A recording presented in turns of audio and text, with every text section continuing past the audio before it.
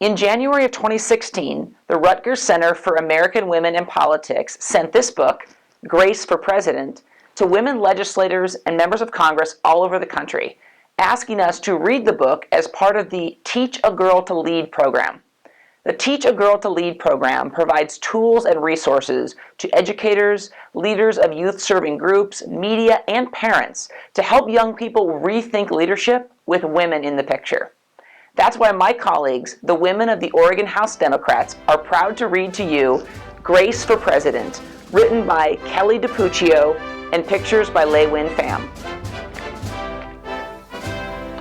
One Monday morning in September, Mrs. Barrington rolled out a big poster with all the president's pictures on it. Grace Campbell could not believe her eyes. Where are the girls? That is a very good question, said Mrs. Barrington. The truth is, in our country, we've never had a woman president. No girl president ever? Grace asked. No, I'm afraid not, said Mrs. Barrington. Grace sat at her desk and stewed. No girls. Who'd ever heard of such a crazy thing? Finally, she raised her hand. Yes, Grace. I've been thinking it over, and I'd like to be president. Several students in the class laughed. Well, I think that's a star-spangled idea, Grace, said Mrs. Barrington. In fact, we can have our own election right here at Woodrow Wilson Elementary. The snickering in the room stopped. Grace smiled. Would anyone else like to run for president? Mrs. Barrington asked the class. Nobody raised their hand. Becoming president was going to be easy, Grace thought. The next day, Mrs. Barrington made an announcement. In the name of democracy, I have invited Mr. Waller's class to join our election. Their class has nominated Thomas Cobb to be their presidential candidate. Grace's heart sank. Thomas was the school spelling bee champion.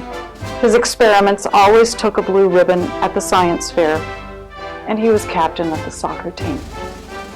Becoming president wasn't going to be so easy after all, Grace thought. The teachers put the names of all 50 states and the District of Columbia into a hat. Everyone except Grace and Thomas got to choose a state. I'm Texas, said Anthony. I'm New Hampshire, said Rose. I'm Michigan, said Robbie. What does the number 16 mean? Each state is assigned a number of electoral votes. That number is determined by how many people live in that state, said Mrs. Barrington. Each of you will be a representative of your state.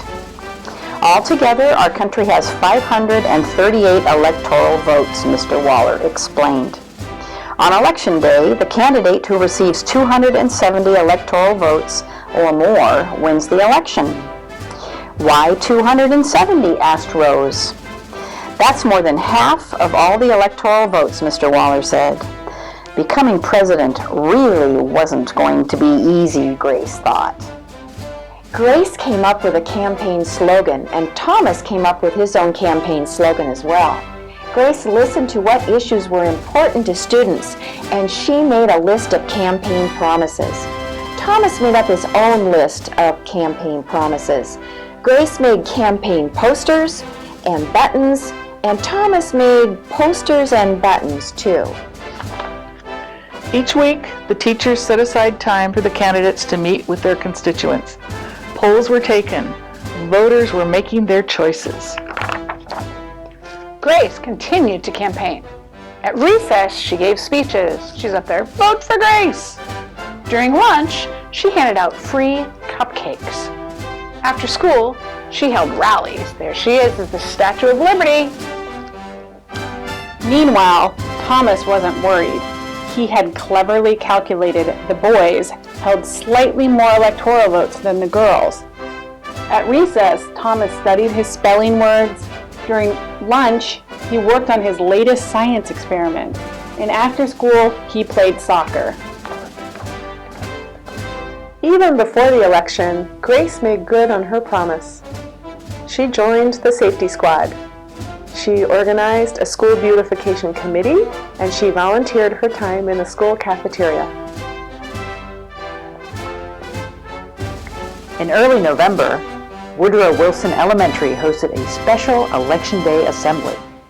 Grace and Thomas took their places on stage as the school band began to play.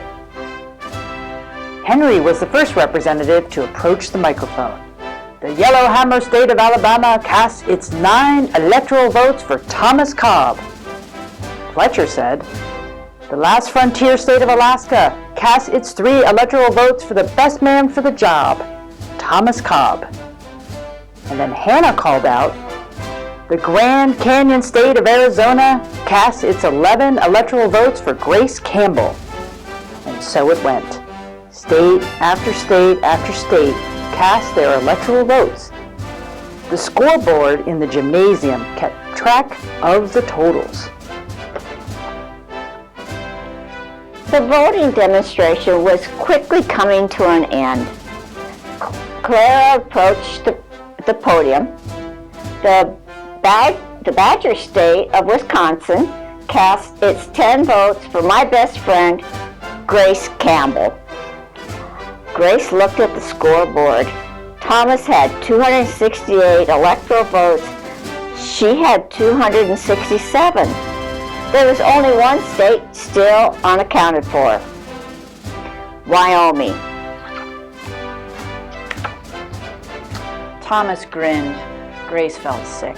Sam walked up to the microphone. He looked at Thomas. He looked at Grace. He looked down at Grace's handmade flag.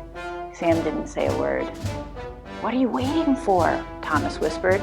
The band stopped playing. All eyes were on Wyoming. Finally, Sam cleared his throat. The equality state of Wyoming casts its 3 electoral votes for Grace Campbell! The gymnasium erupted in loud cheers and a few boos.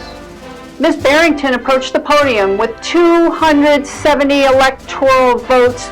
The winner is Grace Campbell. Thomas looked stunned. Grace hugged Sam. "Why did you do it?" she asked.